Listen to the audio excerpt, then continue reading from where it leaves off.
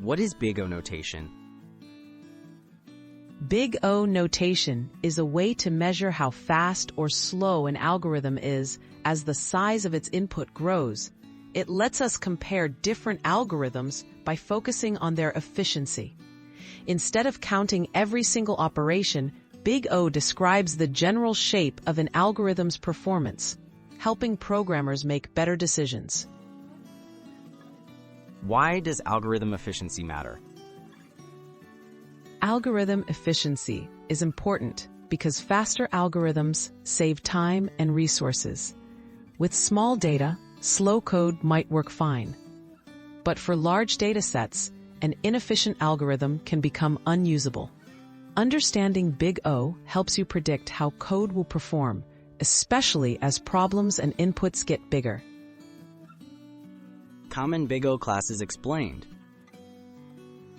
Some common Big O classes include O of 1, which means constant time, O of n for linear time, and O of n squared for quadratic time.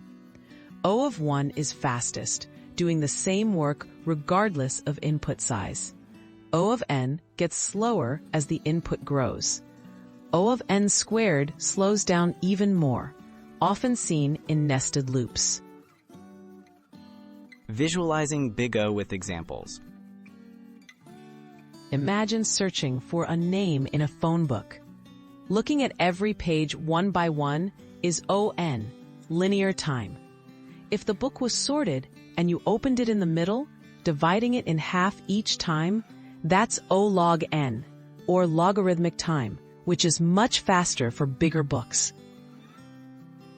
Limitations and best practices. Big O notation only measures growth, not exact speed. It ignores constant factors and hardware differences, so two ON algorithms might still run at different speeds. Use Big O to compare scalability, but always test your code to make sure it's fast enough for your real-world needs.